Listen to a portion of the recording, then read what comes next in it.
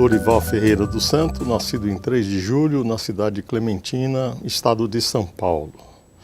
Ingressei na magistratura no dia 13 de junho de 1986. Comecei a trabalhar muito cedo, aos 12 anos de idade, e ao longo desta caminhada do trabalho também fui dirigente sindical. E aí percebi a importância das relações sociais entre capital e trabalho, né? E também vivenciei muitas angústias dos trabalhadores que buscavam os seus direitos e a partir daí, depois de ter concluído um outro curso superior, eu percebi a importância do curso de Direito e resolvi cursar o Direito, onde me apaixonei pelo direito do trabalho.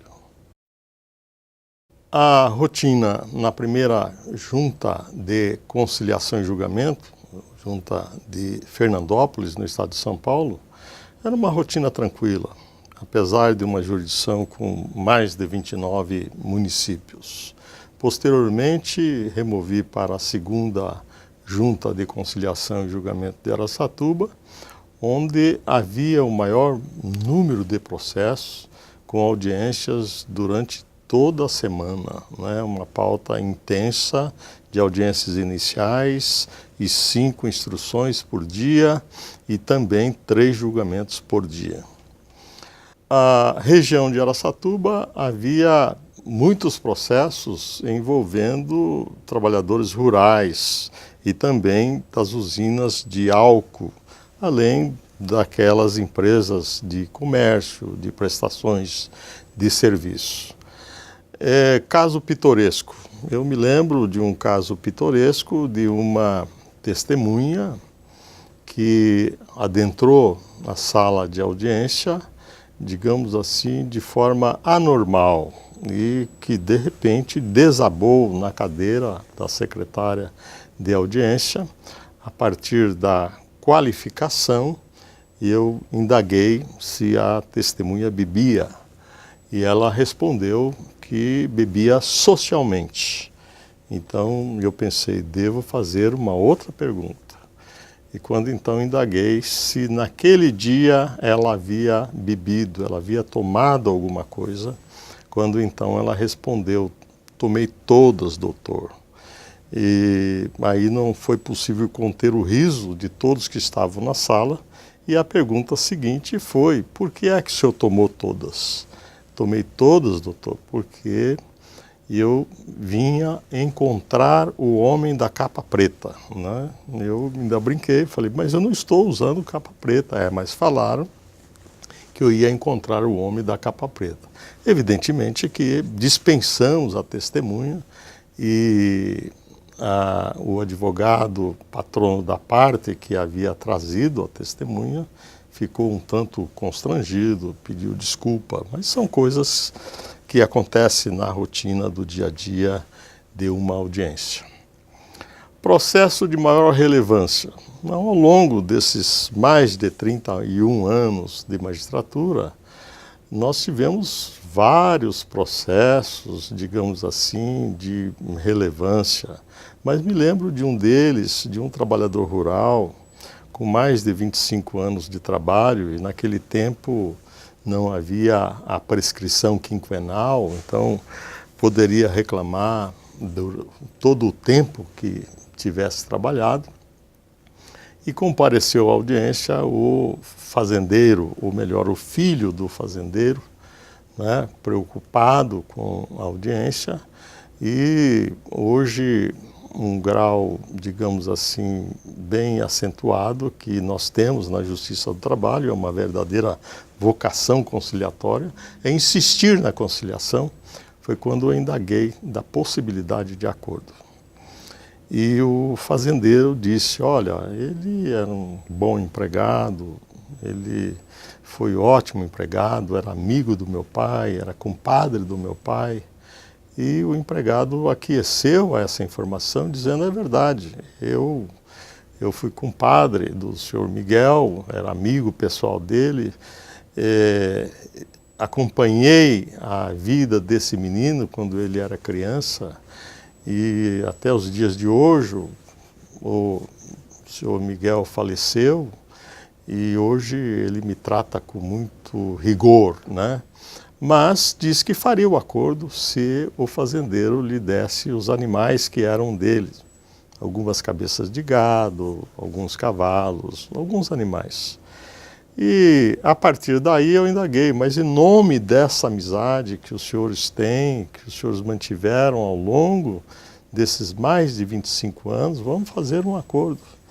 E depois de 1h30 houve, sim, o acordo, né, envolvendo os animais que o trabalhador queria, envolvendo uma parte em dinheiro, enfim, os dois saíram abraçados, né?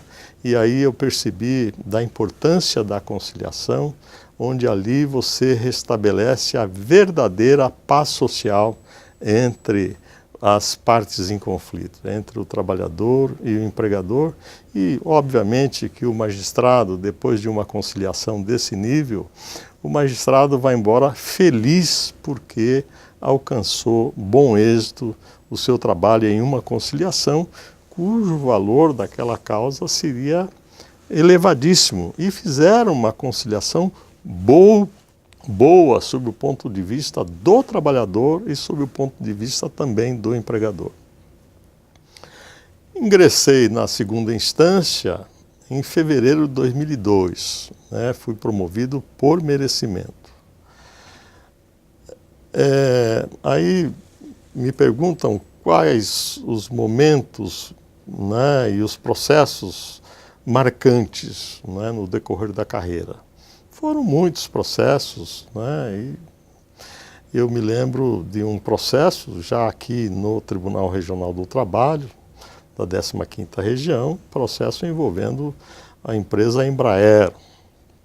Cuidava-se de uma dispensa coletiva envolvendo mais de 4.000 trabalhadores. Se você imaginar que cada trabalhador tem como familiares no mínimo 3 pessoas, eram 12.000 pessoas envolvidas. O presidente do tribunal de então, o Dr. Sotero, realizou muitas audiências, e aqui nós tivemos a imprensa do Brasil inteiro e algumas até do exterior, né, acompanhando. Houve propostas, muitas propostas de um lado, de outro, não houve acordo, e a sessão de dissídio coletivo, da qual eu tenho orgulho de pertencer desde quando cheguei ao tribunal, se debruçou sobre esse processo, e acho que a decisão foi paradigmática, porque ali, entre vários pontos, podemos destacar um deles, que é aquele que o empregador não pode despedir coletivamente sem antes sentar com o sindicato da categoria profissional para debater, discutir, né, digamos assim, o envolvimento dos trabalhadores com relação a esse processo, né?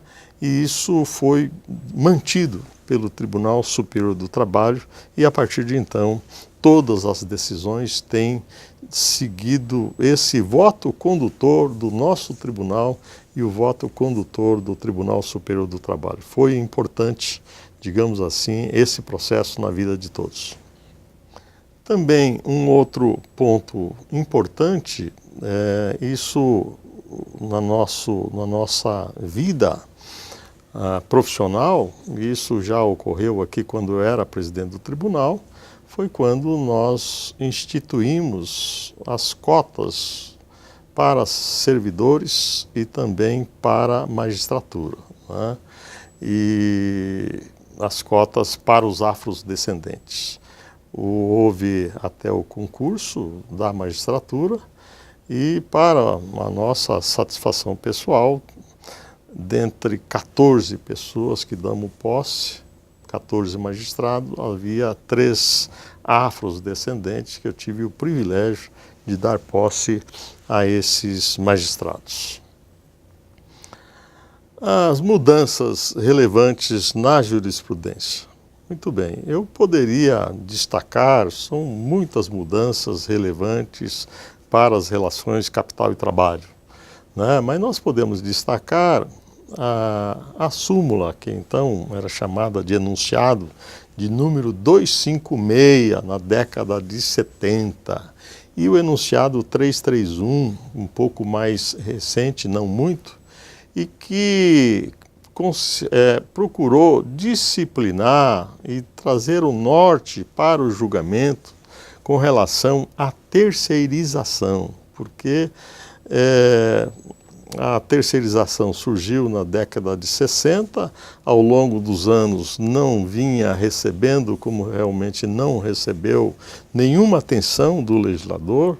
Nós tivemos apenas a Lei 6.019, não tivemos mais nada, e havia que se tomar uma providência, e o Tribunal Superior do Trabalho editou, digamos assim, essas duas súmulas, a segunda aperfeiçoando a primeira, no sentido de que, com exceção da terceirização no que diz respeito à vigilância, os serviços de limpeza e conservação, o vínculo se estabelecia com o tomador de serviço, isto é, poderia se terceirizar as atividades meios e não terceirizar a atividade fim, né?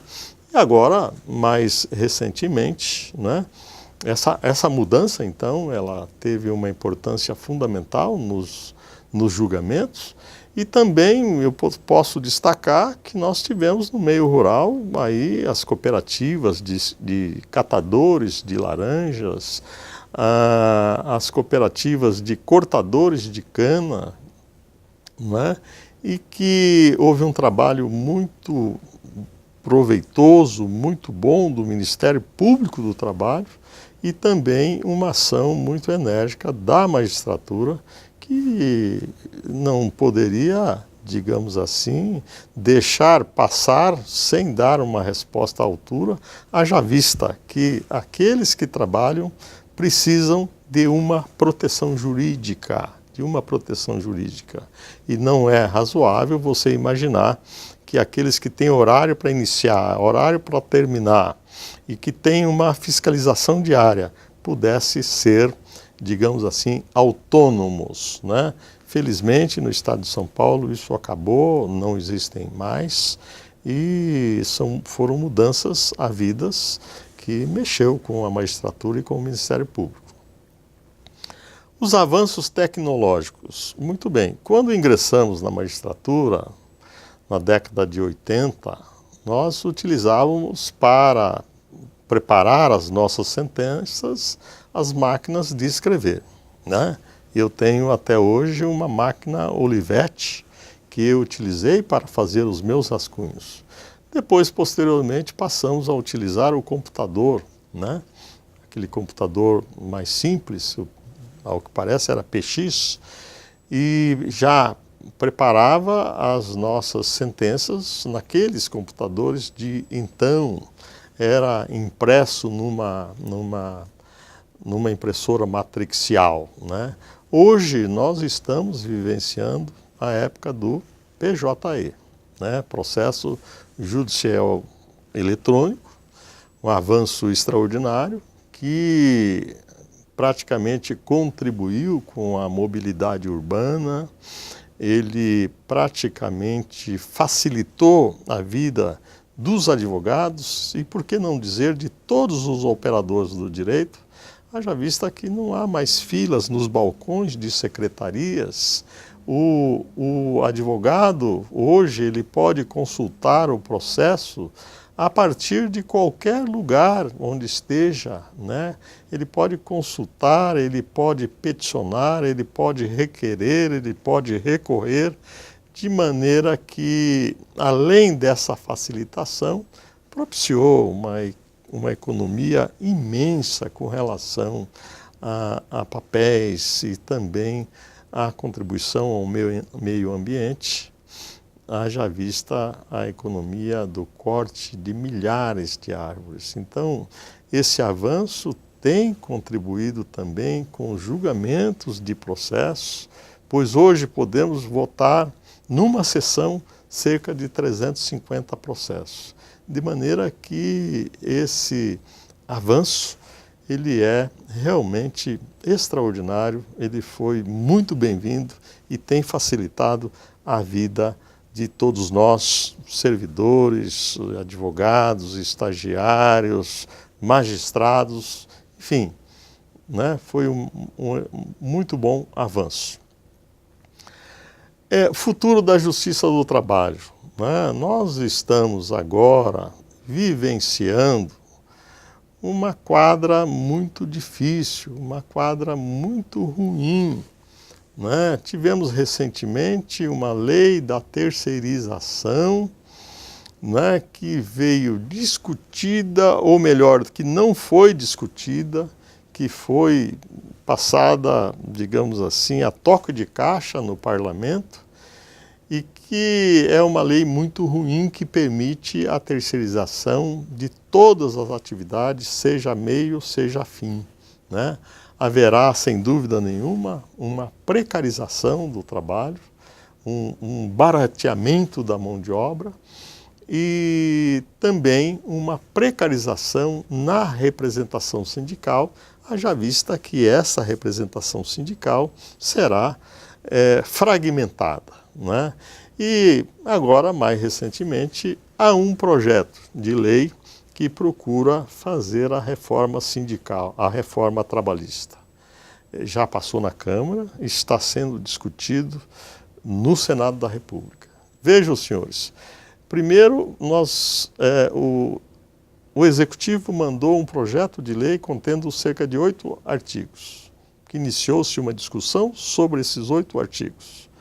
O relator da reforma, o deputado, ele ampliou esses 8 artigos para cerca de 110 artigos, sem que houvesse uma discussão aprofundada, uma discussão mais demorada entre os representantes dos trabalhadores, entre os representantes dos empregadores. Os empregadores até que discutiram, porque na verdade essa reforma tem realmente o dedo do empregador.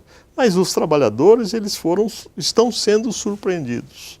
Então, vejam, senhores, que ali se fala do trabalho intermitente, um absurdo o trabalhador ficar à disposição o tempo inteiro sem saber se vai ser chamado, se seria chamado, se não seria chamado, né? Também ali um outro absurdo,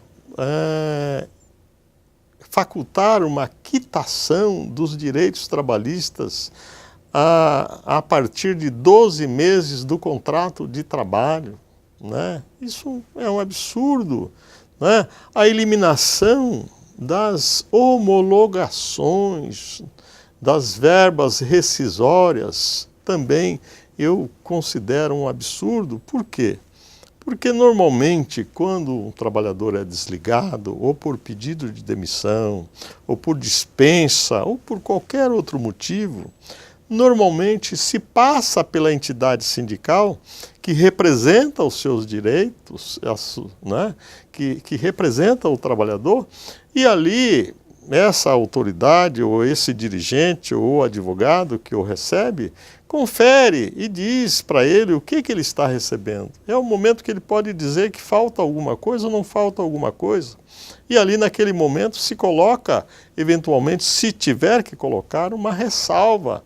E evidentemente que uma entidade da categoria de representação dos trabalhadores, se perceber que há algum direito que não foi quitado, vai encaminhar esse trabalhador para o departamento jurídico da entidade sindical. Obviamente que haverá uma reclamação trabalhista, né? Eu acho que eliminar essas homologações é uma forma, digamos assim, de eliminar o sindicato da sua vida sindical, da sua vida proativa sindical, né? Sindicatos, de uma maneira geral, eles tiveram importância extraordinária na vida do país, nos momentos mais importantes digamos assim, da vida do país. E de maneira que a gente não pode deixar eles ao lado, sem a sua participação sindical. De maneira que esse projeto da reforma trabalhista pode trazer grande prejuízo aos trabalhadores, de uma maneira geral, e dizem que o objetivo é, digamos, voltar a criar empregos. Não vai criar empregos. O que cria emprego é uma alteração na economia, é uma economia boa. Ao contrário, se os trabalhadores perdem o emprego, eles não compram, né? De maneira que eu penso que não vai contribuir em nada, ao contrário, pode aumentar o número de reclamações trabalhistas. Quero agora, já partindo para o encerramento, cumprimentar a direção do tribunal, né, e agradecer pelo honroso convite de poder aqui falar um pouquinho da nossa vida, da nossa memória e dizer que nós nos orgulhamos muito do trabalho que vem realizando o Tribunal Regional do Trabalho da 15ª Região. Hoje recebemos uma média de 12 a 15 processos por dia, né, numa época em que há um grande número de aposentadorias e que o governo não possibilita que a gente possa prover esses cargos de aposentadoria, então falta pessoal, mas não obstante isso, tanto o primeiro grau quanto o segundo grau continuam produzindo bastante, né? De maneira que a gente gosta do que faz e agradecemos essa oportunidade de poder falar um pouco a respeito do nosso trabalho ao longo dos anos, né? E que sentimos muito felizes por essa entrevista. Eu agradeço e muito obrigado.